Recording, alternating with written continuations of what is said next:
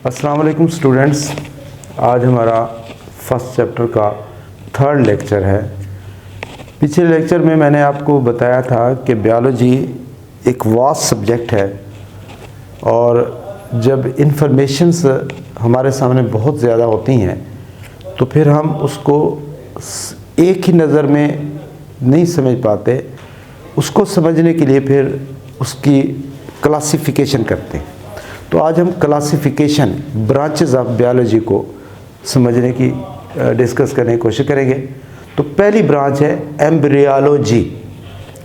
Embryology की तारीफ ये है कि जैसे कि नाम से भी अंदाज़ा हो रहा होगा आपको, एम्ब्रियो का मुताला। It is the study of embryo and their development. यानी दो बातों का हम मुताला करते हैं, एम्ब्रियो और डेवलपमेंट का मुताला करते हैं। तो यहाँ पर आपको एम्ब्रियो की डेफिनेशन भी क्लियर होनी चाहिए और डेवलपमेंट की डेफिनेशन भी क्लियर होनी चाहिए। एम्ब्रियो क्या होता है? डेवलपमेंट का एक प्रोसेस है जिसमें क्या होता है कि हर जानदार की ज़िंदगी का आगाज़ जो होता है वो एक फर्टिलाइज्ड एग से होता है। अब वो जो फर्टिलाइज्ड एग है वो तो एक सेल है, जाइगोट है, एक सेल है। अब एक सेल से एक पूरा जानदार ने बनना होता है तो उसके अंदर फिर डिवीजन होती है, तकसीम होती है, और उस तकसीम से फिर मुख्तलिफ स्टेजेस बनती हैं। यानी बहुत से सेल वाली स्ट्रक्चर बन जाती है, फिर उसके बाद मज़ीद बहुत से सेल वाली स्ट्रक्चर बन जाती है, और उसके बाद फिर जो है ना एक ऑर्गेनिज़म की शक्ल बनना शुरू हो जाती है, कुछ एज़ा बनना शुरू हो जाते हैं और आखिरकार एक मुकम्मल जानदार की शक्ल बन जाती है। तो ये जाइगोट से लेकर मुकम्मल जानदार बनने तक की जो स्टेजेस हैं, किसी भी स्टेज को हम अगर बयान करेंगे तो हम कहेंगे ये एम्ब्रियो है। तो इसलिए एम्ब्रियो की तारीफ़ ये है, an organism at early stage of development. अपने डेवलपमेंट की स्टेज, इब्तदाई स्टेज पर जब कोई जानदार होता है, ख़ास तौर पर फर्टिलाइजेशन से लेकर मुकम्मल ऑर्गेनिज़म बनने तक की किसी भी स्टेज को हम एम्ब्रियो का नाम देंगे। तो एम्ब्रियो एक कोई भी स्टेज है जो जाइगोट से लेकर मुकम्मल जानदार तक हो सकती है। अब आप जो है ना सेकेंड ईयर में पढ़ेंगे, जाइगोट के बाद मोरूला बनता है, मोरूला के बाद ब्लास्टूला बनता है, ब्लास्टूला के बाद गैस्टूला बनता है, गैस्टूला के बाद ऑर्गेनोजेनेसिस होती है। ये सारी स्टेजेस हैं। इन स्टेज में किसी भी स्टेज को आप एम्ब्रियो कह सकते हैं। डेवलपमेंट क्या होती है? What is development? डेवलपमेंट जो है यही जाइगोट से लेकर एम्ब्रियो बनने तक की तब्दीलियों का एक सीक्वेंस के साथ जो तब्दीलियों का अमल होता है उसको हम डेवलपमेंट कहते हैं। इससे एक और लफ्ज़ भी हम रिलेट करते हैं, ग्रोथ। ग्रोथ का मतलब होता है कि जब एक जानदार बन जाता है तो उसके अंदर जो उसकी सेल्स की तादाद या साइज़ में इजाफा हो रहा होता है उसको हम ग्रोथ कहते हैं। हाँ जी, नेक्स्ट ब्रांच है फिजियोलॉजी। अब जैसा कि नाम से ज़ाहिर हो रहा है, फिजियोलॉजी का मतलब होता है it is the branch of biology which deals with normal function of parts of organism. यानी ये बायोलॉजी की शाख है जिसमें जानदार के हिस्सों के फंक्शंस का मुताला किया जाता है, उनकी फिजियोलॉजी का मुताला किया जाता है। लेकिन यहाँ पर एक बात आपने बिल्कुल जो है उसको ज़हन में रखना है कि नॉर्मल फंक्शन, अब नॉर्मल फंक्शन का मुताला नहीं करते। अब नॉर्मल फंक्शन पर डिजीज़ में आ जाता है, तो इसलिए normal function of parts of organism जिस साइंस में हम स्टडी करते हैं दैट इज़ कॉल्ड फिजियोलॉजी। हाँ जी, नेक्स्ट है मॉर्फोलॉजी। मॉर्फोलॉजी, ये दो लफ्ज़ हैं, मॉर्फ और लॉगी। मॉर्फ का मतलब होता है शक्ल और लॉगी का मतलब होता है स्टडी करना। यानी इसमें हम जानदारों की फॉर्म और स्ट्रक्चर का मुताला करते हैं, ज़हरी शक्ल और उसकी बनावट का मुताला करते हैं। तो इस हवाले से मॉर्फोलॉजी की फिर दो टाइप्स होती हैं, एक होती है एक्सटर्नल मॉर्फोलॉजी और एक होती है इंटरनल मॉर्फोलॉजी। यानी कोई भी जानदार होगा तो आपको ज़ाहिरन जो नज़र आएगा वैसा वो अंदरूनी नहीं होगा। यानी इसका मतलब है हर जानदार की ज़ाहिरन अपीयरेंस मॉर्फोलॉजी और होती है और अंदरूनी मॉर्फोलॉजी और होती है। इसलिए इन दोनों का डिफरेंस है एक्सटर्नल मॉर्फोलॉजी, जिसमें हम एक्सटर्नल अपीयरेंस का मुताला करते हैं, जिसमें हम जस्ट जानदार की अपीयरेंस का मुताला करते हैं, ज़ाहिरी शक्ल शुबात का मुताला करते हैं, उसको एक्सटर्नल मॉर्फोलॉजी कहते हैं। अब दूसरी होती है इंटरनल मॉर्फोलॉजी। अब इंटरनल मॉर्फोलॉजी जो है इसको अनाटमी भी बोलते हैं, इंटरनल मॉर्फोलॉजी को अनाटमी बोलते हैं। इसकी तारीफ हम यूँ करेंगे, it is the study of internal grass structure of parts of the organism, यानी जानदारों की अंदरूनी साख्त का मुताला। अब अंदरूनी साख्त का मतलब जैसे जानदार के हिस्से की बात करेंगे, हार्ट है उसकी अंदरूनी साख्त कि हार्ट के अंदर 2 एट्रिया होते हैं, 2 वेंट्रिकल होते हैं, या जो है ना किडनी है उसके इंटरनल साख्त, यानी इंटरनल अनाटमी का मुताला उसको हम कहते हैं इंटरनल मॉर्फोलॉजी। नेक्स्ट है भाई हिस्टोलॉजी। हिस्टो से लफ्ज़ लिया गया है और हिस्टो का मतलब है टिश्यू। तो टिश्यूज़ या सेल्स ऐसी साख्तें हैं जो हमें आम आँख से नज़र नहीं आती मोस्टली, तो इसलिए इसकी तारीफ में हम यही बात मेंशन करेंगे, it is the microscopic study of tissues. अब टिश्यूज़ क्या होते हैं? टिश्यूज़ होते हैं group of cells which perform same function, ऐसे सेल्स का ग्रुप जो एक ही काम सर अंजाम दे उसको टिश्यू कहते हैं। तो टिश्यू का माइक्रोस्कोपिक मुताला हिस्टोलॉजी कराता है। नेक्स्ट ब्रांच है पैलेंटोलॉजी। पैलेंटोलॉजी में 2 लफ्ज़ हैं, पेलियो और लॉगी। पेलियो का मतलब होता है ओल्ड, पुराने, जो पहले थे अब नहीं हैं।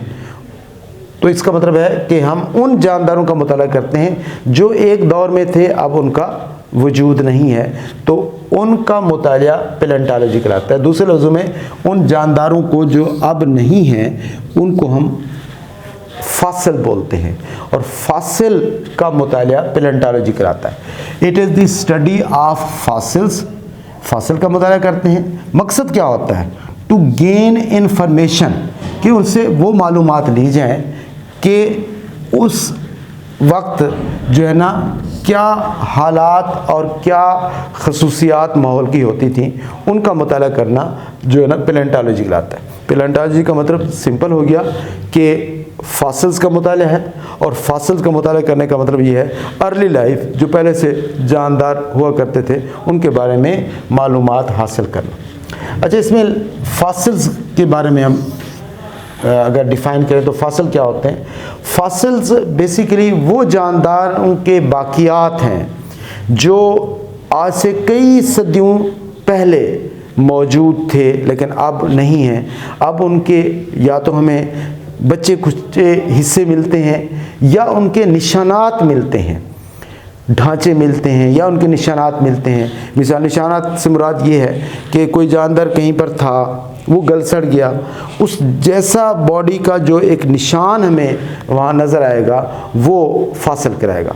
तो निशानात का मुताला, उनकी बाकियात का मुताला जो होता है वो पैलेंटोलॉजी में करते हैं। उन बाकियात को हम कहते हैं फासिल्स। तो इसलिए फासिल की तारीफ ये है, डेड रिमेन्स, मुर्दा बाकियात और इम्प्रेशंस या उनके नक्श of living organism of the past, माजी के जो जानदार थे उनकी रिमेन्स और उनके इम्प्रेशंस जो होते हैं फासिल कहलाते हैं। नेक्स्ट ब्रांच है जी aquatic biology. Aquatic biology, aqua कहते हैं वाटर को, यानी ये वो साइंस है जो वाटर में मौजूद जानदारों के बारे में हमें बताती है। तो study of living organism in water is called aquatic biology. अब ये जो एक्वेटिक बायोलॉजी है इसकी 2 टाइप्स हैं, एक फ्रेश वाटर है और एक मैरीन वाटर है। तो फ्रेश वाटर का मतलब होता है वो वाटर जिसमें फ्लो हो, जैसे दरिया, समंदर, नहरें, ये फ्रेश वाटर है। और मेरीन वाटर जो होते हैं ये इसमें समंदर आ जाते हैं, ओशियंस आ जाते हैं। अब ये फ्रेश वाटर और ओशियंस, इसका ताल्लुक़ समझ लें। बेसिकली होता ये है कि ज़मीन जो है हमारी यकसा नहीं है, कहीं कहीं पर बहुत बड़ी जिसामत में पहाड़ मौजूद हैं और अमूमन वहाँ पर बर्फ़बारी होती है। तो ऐसे मकामात पर जहाँ पहाड़ वगैरह होते हैं तो उन पर जब बर्फ़बारी होती है तो वो बर्फ़ जब पिघलती है तो वो पानी जो है वो नीचे आता है, नीचे आके समझ लें वो स्टोर हो जाता है। वो जो स्टोर हो जाता है उसकी जो शक्ल बनती है वो ओशियंस या समंदर, सीज़ बनते हैं। अब मतलब दो तरह के हमारे पास पानी का सोर्स है। एक वो पानी का सोर्स है जो फ्लो करके आ रहा है। अब ये जो फ्लो करने वाला सोर्स है इसको कहते हैं फ्रेश वाटर, और एक वो पानी है जो आके जमा हो जाता है उसको हम कहते हैं सीज़ या ओशियंस। अब फ्रेश वाटर में जो है ना क्या चीज़ें आ जाती हैं, नहरें आ जाती हैं, दरिया आ जाते हैं, लेक्स आ जाते हैं। तो इसलिए इसकी तारीफ फिर यूँ करते हैं, it is the study of life in fresh water. ताज़ा पानी में, ताज़ा पानी से मुराद ये सोर्सेज रिवर, लेक्स और केनाल, इनमें जो जानदार पाए जाते हैं इनका मुताला करते हैं। अब इनमें मैरीन में और फ्रेश वाटर में ना बुनियादी फ़र्क जो है वो वाटर की कंपोजिशन का भी है। जो फ्रेश वाटर होता है उसके अंदर मिनरल्स जो होते हैं वो बहुत कम होते हैं, जो मैरीन वाटर होता है उसमें मिनरल्स ज़्यादा होते हैं। इसलिए जो लाइफ या जो ऑर्गेनिज्म फ्रेश वाटर में पाए जाते हैं वो मैरीन में नहीं होते, ये जो मैरीन में होते हैं वो फ्रेश वाटर में होते हैं, क्योंकि हर जानवर जहाँ पर भी रहता है वो उस माहौल से मुताबिकत बना के रखता है। तो फ्रेश वाटर में हम जानदारों के बारे में जो मालूमात लेते हैं वो ये लेते हैं कि it include chemical and physical parameter of their bodies, कि इस पानी के केमिकल और फिज़िकल असरात का इन जानदारों पर मुताला किया जाता है। अब केमिकल और फिज़िकल पैरामीटर से क्या मुराद है? केमिकल से मुराद उसकी केमिस्ट्री, उस पानी की, यानी उसके अंदर कौन से आयंस होते हैं, कौन से साल्ट्स होते हैं, कौन से मिनरल्स होते हैं, इनको हम केमिकल बोलेंगे। फिज़िकल, फिज़िक्स से लफ्ज़ निकला है, यानी उस पानी के टेम्परेचर का, प्रेशर का, डेंसिटी का जो असर होता है उसका मुताला करते हैं। तो इस वजह से हम फ्रेश वाटर में जानदारों का मुताला करते हैं और उस फ्रेश वाटर के फिज़िकल और केमिकल इफ़ेक्ट्स का उनके बॉडीज़ पर, असरात का उनके बॉडी पर जो है ना मुताला करते हैं। अब आ जाए जी मैरीन बायोलॉजी। मैरीन बायोलॉजी ये बायोलॉजी की वो शाख है जिसमें हम उन जानदारों का मुताला करते हैं जो ओशियंस और सी में पाए जाते हैं। अब ये ओशियन और सी में क्या फ़र्क है? सी छोटे समंदर होते हैं, ओशियंस बहुत बड़े समंदर होते हैं। यूँ कह रहे हैं कि ओशियंस ऐसा पानी का सोर्स है जिसके किनारे नहीं होते, बहुत बड़ा सोर्स होता है। छोटे समंदरों को हम सी कहते हैं। तो उन जानदारों का जो ओशियंस और सीज़ में पाए जाते हैं उनका मुताला मरीन बायोलॉजी कराता है। इसमें भी हम इन्हीं दो बातों का मुताला करते हैं कि उस समुद्री पानी के केमिकल जो उसकी नेचर है, यानी उसके अंदर मुख्तलिफ जो मिनरल्स और साल्ट्स हैं उनका उन पर क्या असर होता है जानदारों पर। और फिज़िकल का मतलब उसके टेम्परेचर का, उसके प्रेशर का, उसकी डेंसिटी का, उसकी विस्कोसिटी का जो असर होता है उन ऑर्गेनिज्म पर, उनको हम स्टडी करते हैं। नेक्स्ट है जी ह्यूमन बायोलॉजी।